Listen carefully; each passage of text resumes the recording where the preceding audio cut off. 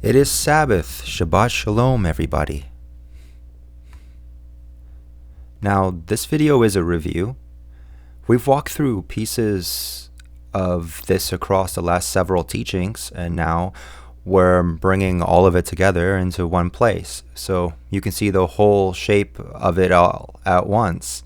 And before we walk through it again, you need to understand what you're actually holding on to here and what it costs you if you let go of it. Torah is Yahweh's Ketubah. A Ketubah is a marriage contract, a formal binding document. A husband gives his bride, spelling out exactly what he is committing to provide and protect, and what she is committing to walk in as his wife. It isn't a suggestion. It isn't a list of ideals to admire from a distance. It is the actual written terms of the marriage itself. That is what Torah is. At Sinai, Yahweh didn't hand Israel a book of good advice. He handed his bride a Ketubah, a marriage contract cut in blood and written in stone and carried in a wooden chest like a wedding gift. And every commandment in it is a term of that marriage, and every statute is something the husband has bound himself to and something he expects his wife to walk in return. And that's why we keep it, not because keeping it earns anything, but because a bride who loves her husband keeps the terms of her own vows, right? So walking the Torah out is not a transaction with Yahweh. It is faithfulness inside a marriage, like he has already committed himself to. So, and that just means like this, it just means the reverse is true too.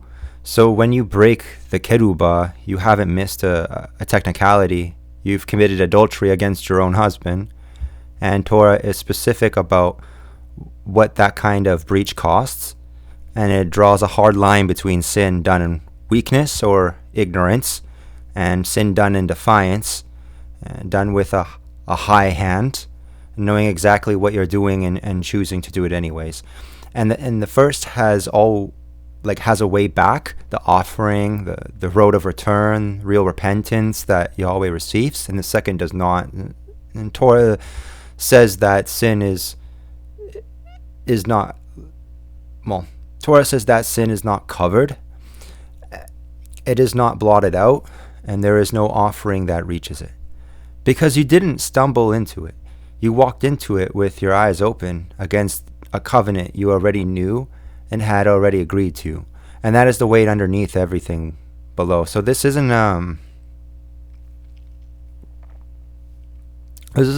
information for you to just file away.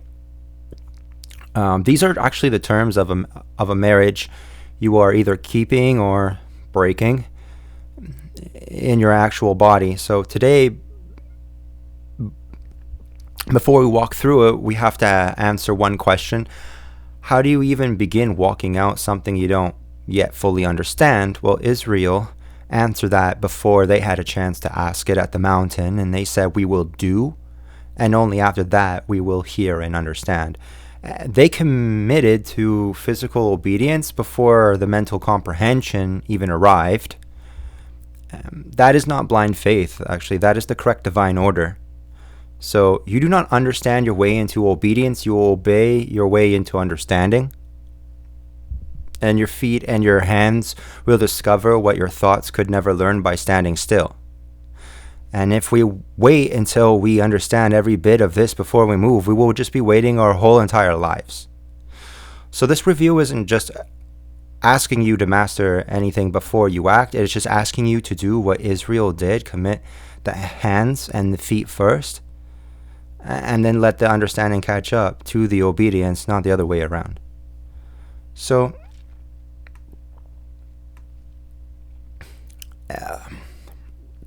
these passages they are a hand and foot and mouth, a blade, a fire, a stone. Not one of them is a feeling. And Yahweh did not cut a covenant with Abraham's emotions. He cut it with his flesh in the dark over split carcasses with fire walking a real path between them. And he did not give Israel a mood at Sinai. He gave them thunder that just shook their actual bodies, and case law that measured actual oxen. And he did not ask Israel for a private sense of holiness in Leviticus. He asked for a blade, a scale, a stoned criminal, a left corner of a field. And Torah has never once been an idea. It has always been a body doing something.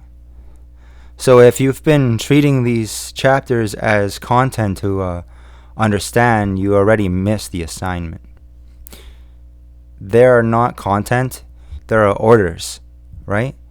And we're just going to walk through the 4 movements: the cutting, the mountain, the camp, and also the stopping. Maybe a few other things too as well. But what Yahweh did with his own body, okay? So he did not hand Abraham a scroll of promise to believe in his head, okay? He told him to look up, like an actual neck tilt, actual eyes counting actual stars. He could not finish counting. And then he told him to cut 5 animals in half and lay the halves facing each other, and Yahweh himself in fire and smoke just walked the aisles between the pieces. And this was how a covenant maker sealed an oath in that world, acted out in flame. In the original language, you do not make a covenant, you cut one. So the root word literally means to cut. The cutting is the covenant. There's no bloodless version of this. And 13 years later, he required a cutting again. So a blade through the flesh of every male in the house that same day, no delay. Because a covenant that stays a word in the air isn't a covenant yet. It has to be cut into something that actually bleeds. So what does that mean for your body today? Well, Genesis 15 to 17 is what we're going to look at, the cutting here. So first off, just put actual weight on a promise you've only agreed with. Commit money and time or a decision to it today. So I'm going to give you scenarios, okay? You have spent months reading that Yahweh provides for those who honor his calendar, but you have kept your business or job availability open on Friday nights, just in case. You need the extra money, right? But you log into your work portal, right? You change your availability settings and officially block out Friday nights and Saturday nights. If you own a business, right? You update your website, you change your Google listings to close on Saturdays, and you send a notice to your clients that your operational hours have changed, and you don't wait for your bank account to look perfect first. You just put your actual livelihood and your money on the line to prove that you trust the signature that's on the contract. You stand guard also over that promise.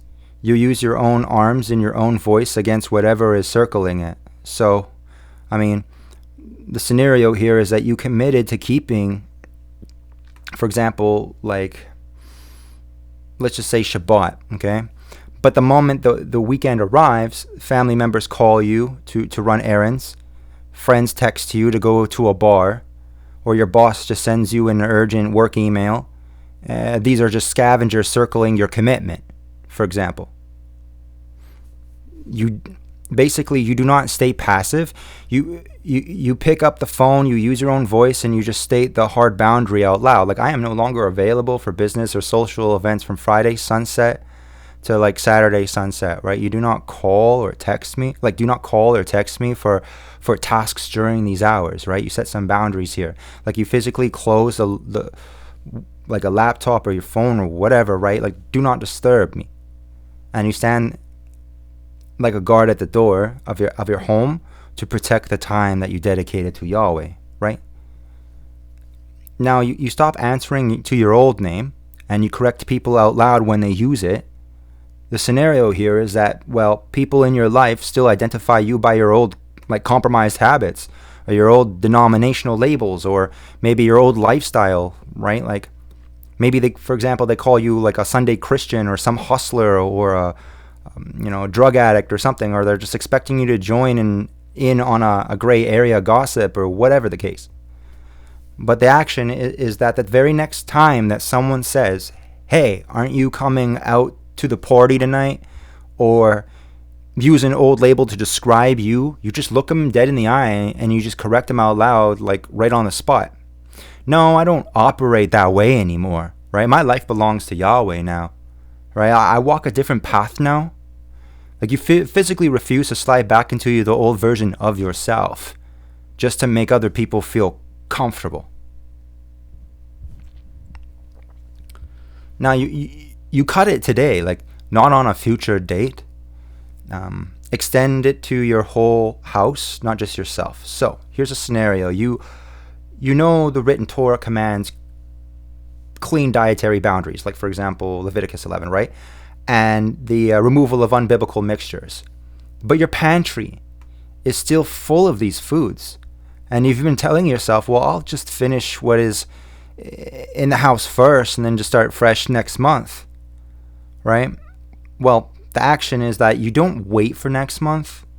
You walk into your kitchen today and you open up your cabinets and physically throw every non-biblical food item right into the trash can, and then you extend it to your whole house. You sit your family or your household down and establish a new baseline. Like moving forward, this house honors the boundaries of Yahweh. We do not bring these items past our front door any longer. No more. Like pork, that can stay outside.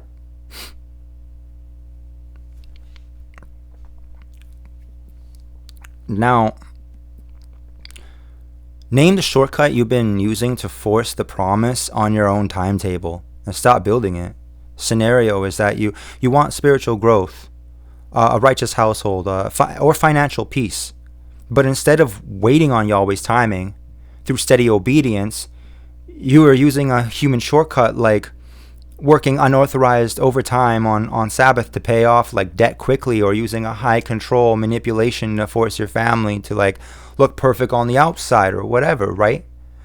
But here's the action, okay? You look in the mirror and you call out your shortcut by its real name. Like, I'm breaking the Sabbath because I'm afraid of like running out of money, and I'm trying to play God with my finances.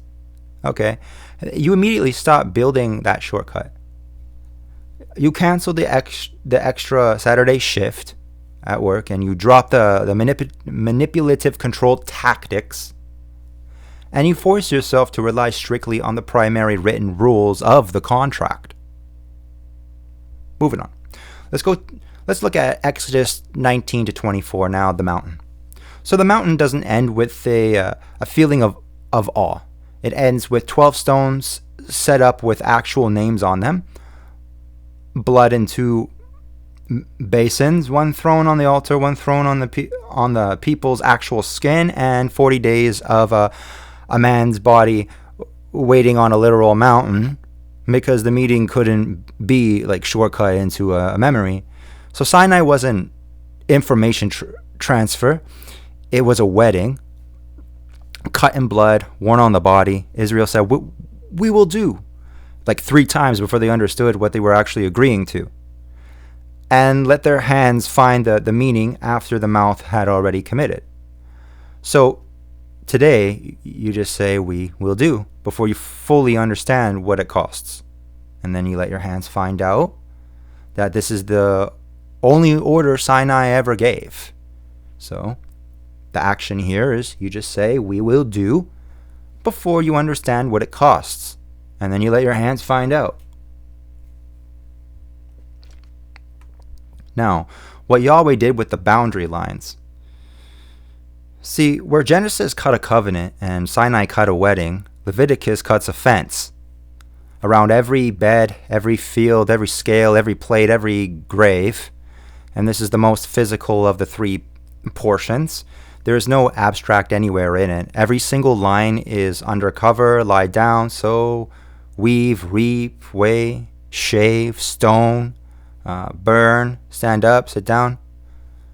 Holiness in Leviticus isn't a glow. It's a set of hands that stop short. A harvester who deliberately leaves the corner of his field unreaped, for example, like Boaz, or like a judge who weighs evidence instead of favoring a friend, or a young man who stands to his feet the moment gray hairs walk into the room. Like, what does that mean for your body today, right? So, Leviticus 18 to 20, the camp. Well, the actions here is that leave a corner of your harvest, your income, your time, or credit untaken on purpose today for the poor and for the outsider. Say the hard sentence to the actual person's face today out loud. Do not carry it silently. Stand to your feet physically. For an older person this week, correct one number you've been shading in your own favor. An invoice, timesheet, story about yourself. Name one place you've blended what nurtures with what destroys, and then separate it today. And stop today whatever you already know is defiling the ground that you are standing on, whether it's your health, home, or even work. You soften your power today toward one specific person who has less leverage than you. Moving on. What Yahweh did with his own hands. So he didn't suggest a mood of rest at the end of creation. No, he stopped. He knelt down and pressed weight onto a single day, cut it off from the other 6, told Israel to guard it like a sentry guards a gate. And every action is a hand, a foot, a mouth. Nothing here is a feeling either. All right?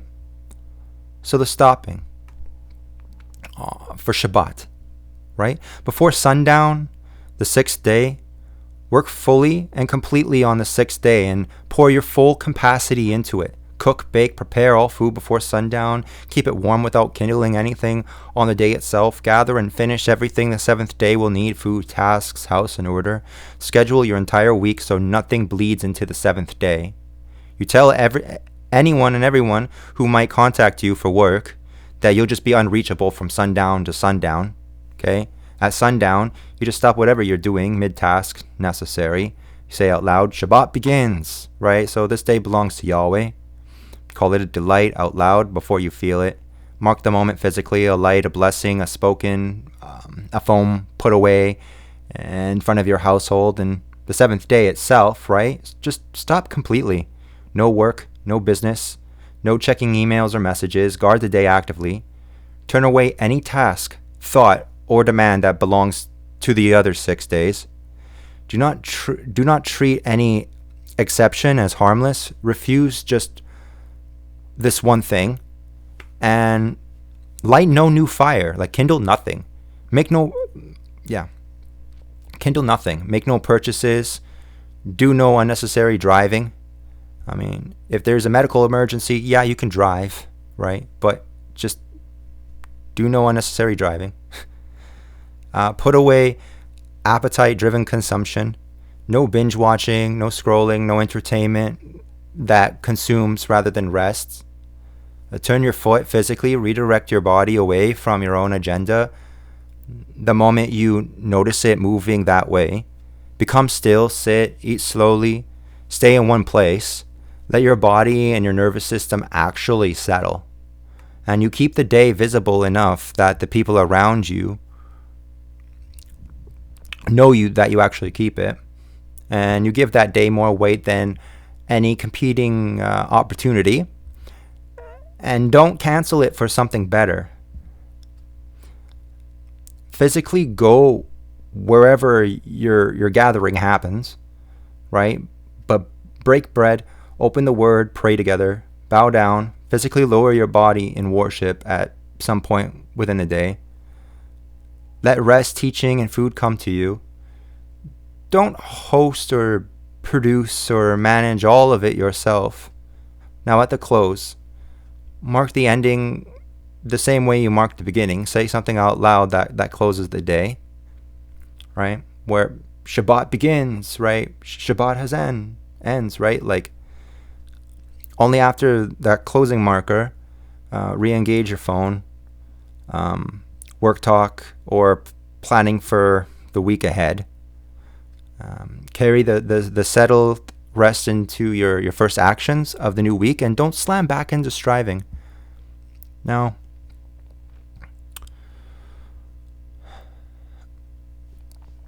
wash, confess out loud what touched you yesterday.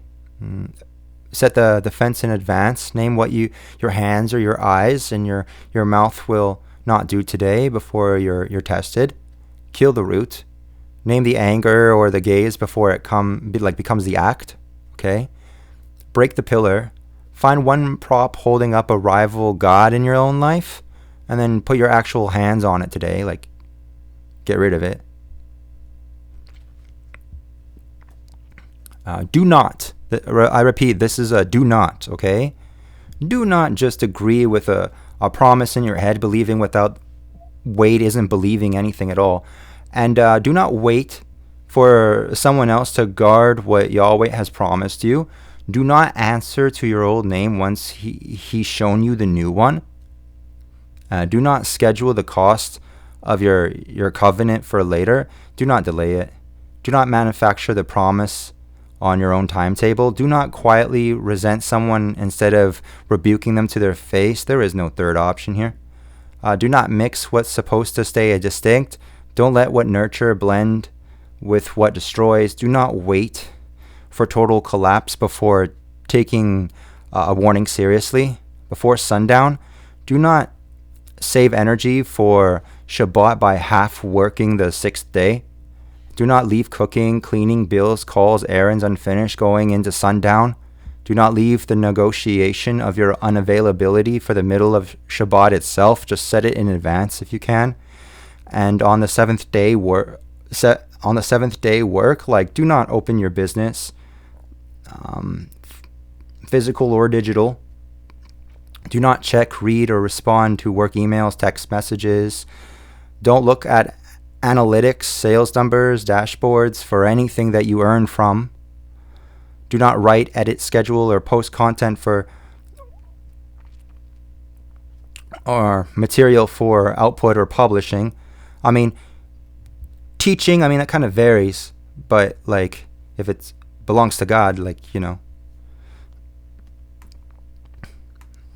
But do not invoice, review contracts, or negotiate deals.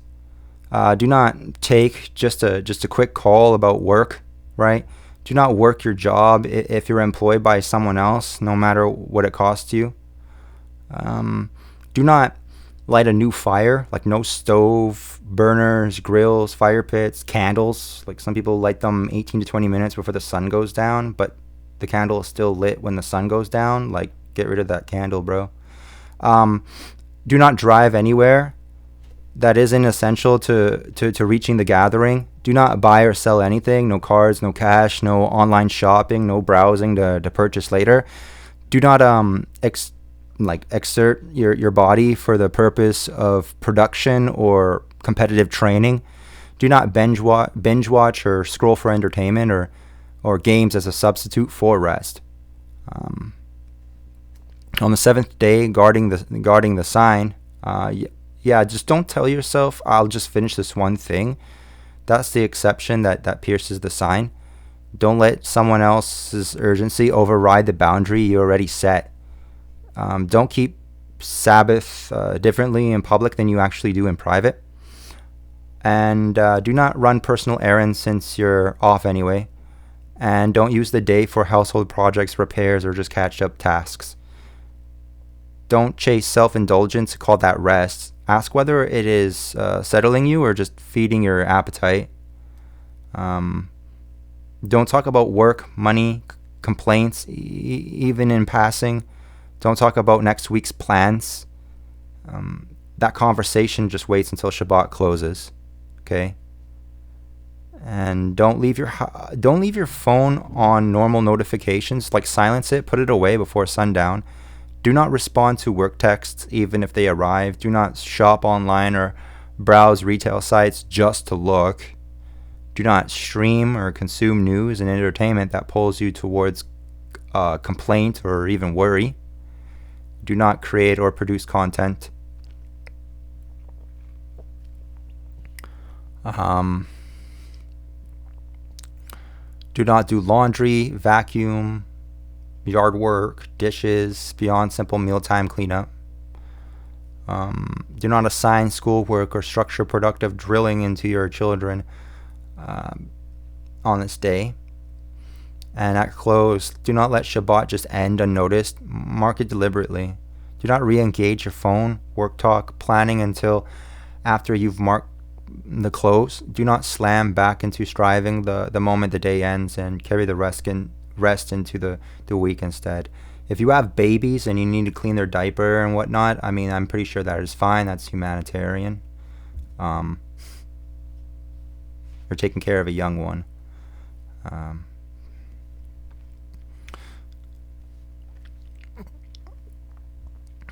Now, in ancient Hebrew culture, the Ketubah is a binding marriage contract. It is not a list of abstract feelings or romantic ideas. It is a strict legal document that details the explicit reciprocal obligations between husband and wife.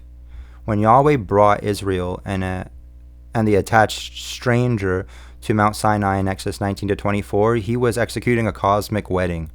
The Torah is the written Ketubah, the marriage contract, and the people signed it with their mouths when they declared, well, all that Yahweh has said we will do. Exodus 24, verse 7. Why Shabbat is mandatory for the Ketubah. Now, Shabbat is the wedding ring of the contract, to be honest. So, every binding contract requires a permanent, visible sign to prove that the agreement is active and valid. In Exodus 31, verse 16-17, Yahweh explicitly designates the seventh day Sabbath as that permanent sign. So therefore the children of Israel shall keep my Sabbath as a perpetual covenant. It is a sign between me and the children of Israel forever. So forever, right? Even now, forever, right? So in a marriage, if a spouse throws away their wedding ring and just refuses to acknowledge the anniversary of their wedding, the relationship is in an active breach. So Shabbat is the wedding ring of the Sinai contract. So breaking the Sabbath is not a casual scheduling mistake. No, it is the physical act of pulling off the ring and just walking away from the marriage entirely. You cannot fulfill a contract by proxy. Like the Ketubah must be executed directly by the parties who signed it. So a husband cannot hire a third party to love his wife on his behalf. And a wife cannot the wife cannot send a proxy to fulfill her household duties. Well, this is why human mediators or theological shortcuts, they fall flat under the law. The contract demands your hands, your feet, your schedule. You keep Shabbat because you are the one bound to the king. No one else can rest for you.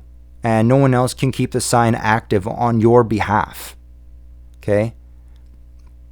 A standard contract stays valid until its expiration date or until one party completely dissolves it.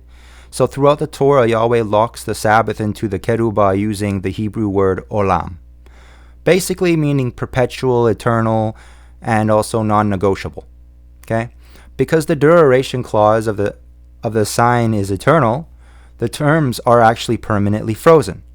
So no institutional church or rabbinic court or later teacher has a legal authority to alter the day or shift the calendar. If you want to remain inside the valid active parameter of the Father's covenant, then you must honor the unalterable time stamp written in the original document, right? You can't. Yeah. So really to keep the Ketubah valid, you must execute the physical terms of the seventh day. So Friday sunset to Saturday sunset, okay, out in the open air. Guard this sign. Like, treat Sabbath as a massive, unmovable boundary in your weekly schedule. Like, don't treat it as like a casual option that you only get to if your personal week is just finished. And stop production, okay? Before the sun goes down on the 6th day, like, close everything, right? Like, freeze all forward motion towards profit or commerce or transactional labor, and extinguishing the devouring fires. So put out the internal and external noises that consume your life, okay? The constant media feed or business anxieties and secular striving that drain the soul. By stopping your physical movements on the 7th day, you're just telling the entire world that you honor the signature at the bottom of the Sinai contract. And what you're really doing is you're keeping the marriage alive. Okay? So we have spent a lot of time talking about the raw physical actions of the Bible, and we have stripped away the fancy religious words and the church theories, and we have just looked at this book with honesty and established one clear fact, that the law of God is, a marriage contract, right? So in Hebrew, this contract is called, again, the Ketubah, right? It is not a list of abstract feelings. It is a real legal document that says exactly what a husband and wife must do for each other, right? So when God brought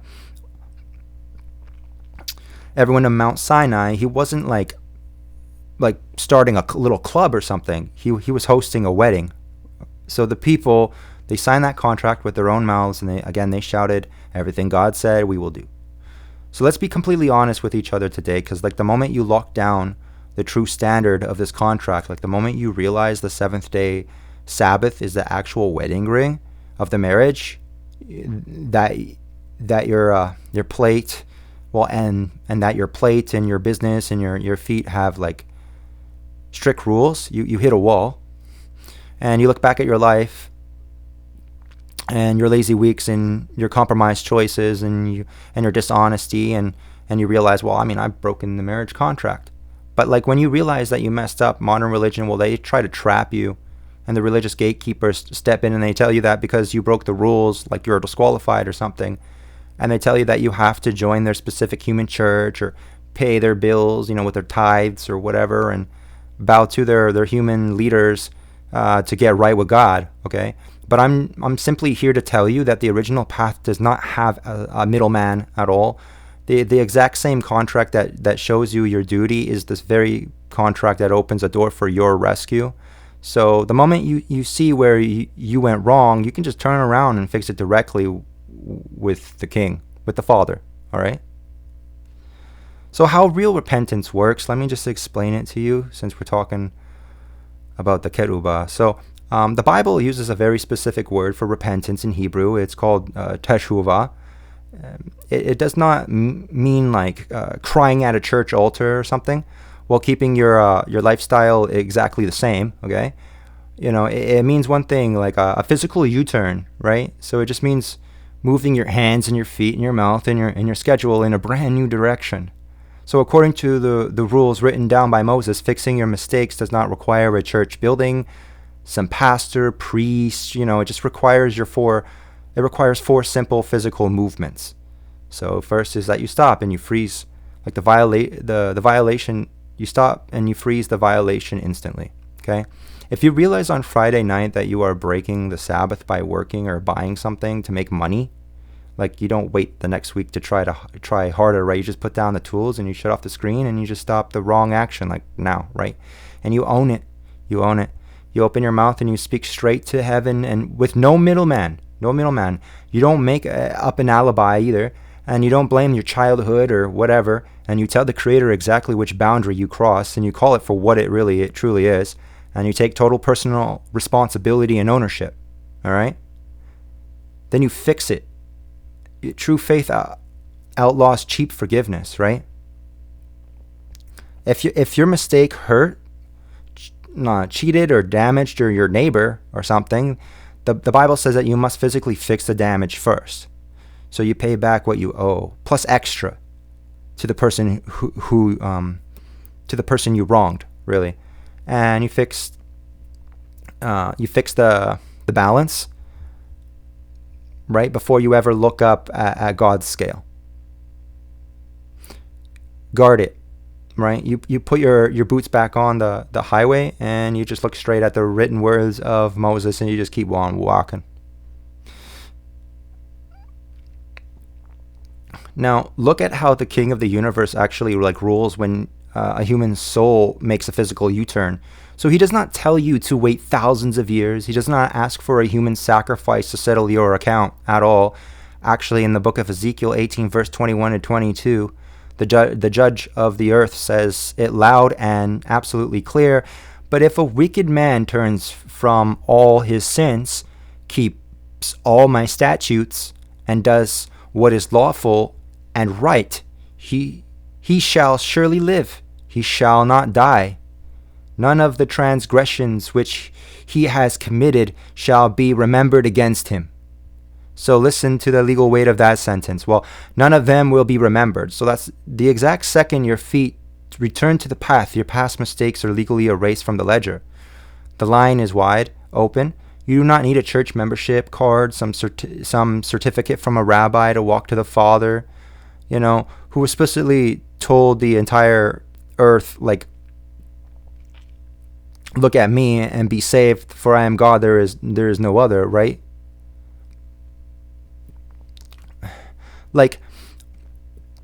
Standing on your own 2 feet, this changes everything about how we live and how we teach, and we are breaking the power right here of the religious systems that try to convince you that you are too broken to face the Creator yourself, okay? So the contract delivered through Moses belongs to you. It belongs to your kids. It belongs to pretty much anyone who wants to walk the path. So when you walk out of your house today, or click off of this, you are no longer depending on a human leader to tell you if you're good enough. You know the contract. You know the rules of the Sabbath. You know exactly how to turn around when you make a mistake. You do not need a steeple, a badge, or a board of directors. You just need to walk out of the confusion and put your boots on the dirt and clean your hands and just walk the way. The way of Yahweh. Walk the way. Face the King directly on a perfectly balanced scale, and just turn your feet around. Just keep the law and live. Now, please listen to me very closely as we close this out, okay? There are, we are not ending this message with a standard church altar call or something. We are not playing soft background music at all. We're not asking you to close your eyes, and we are not telling you to accept a human middleman to rescue from your choices, okay? We're standing at the courtroom table of the sovereign of the universe, and the contract is open right in front of us. So for your entire life, okay, religion has told you to sign your soul over to a generic title. They told you to pray to the Lord, okay? They use that word, the Lord, right? But today, the mask has been ripped off the translation. You know that in the ancient language, okay, the word for Lord, Master, and dominant owner is literally Baal, right? Baal. Okay, every time you use a generic title because you are afraid to speak the name on the contract, you're letting the language of Babylon sit on your tongue. But Yahweh, he specifically predicted this exact moment. So he looked down the tunnel of time, and he said in Hosea 2, verse 16, "And it shall be in that day that you will call me my husband, and no longer call me my master," or Lord, Bailey. If you're going to stay in this marriage, you have to stop using the name of the landlord and start finally using the name of the husband, man. The signature at the bottom of your life is Yahweh. So what do you do right now? Well, you have recognized the standard of Shabbat, and you have recognized the true name, and you realize how far you have drifted, and then these steps are just completely physical, and then you start before you walk out of your front doors today, or click off of this. But first is we have to clear our mouth and stop addressing the creator of the cosmos by a title of foreign gods, and scrub the word Lord out of our vocabulary and speak the name that was delivered to Moses at the burning bush, and call on Yahweh directly face to face, with no preacher, no priest, no mediator standing in your light. Right? Now, execute repentance. The U-turn. Repentance is not a feeling. It's a kinetic correction of your legs. So if you are in active breach of the contract, if your business is open on Sabbath, if your scales are dishonest, if you are carrying silent hatred against your brother or sister, you freeze the movement right now, and you go and fix the damage with your neighbor, and you make the scales completely even again, and you take your profit and your personal pride, and you lay them down at the altar of the text. You put your boots back on the ancient highway, and you look straight at the written words of Moses, and then you just walk. So when you do that, the contract guarantees your total discharge. Okay? So Yahweh does not ask you to wait for a future world. He does not require a human sacrifice to balance your personal account for you. He just looks at your physical turnaround and declares in Ezekiel 18 verse 22, none of the transgressions which he has committed shall be remembered against him. The line is completely clear. The detour is over. You do not need a steeple. You do not need a church membership badge. You do not need a human board of directors to validate your soul. You have the contract. You have the name. You have the way. So, step out of the confusion. Step out of Babylon. Touch no unclean thing. He shall receive you. Clean out your mouth if you can. Put your boots on the dirt. Face Yahweh directly on a perfectly balanced scale and live. That's it. We settle our own accounts. Alright? With that being said, y'all can go in peace, and peace be with you. Shabbat Shalom.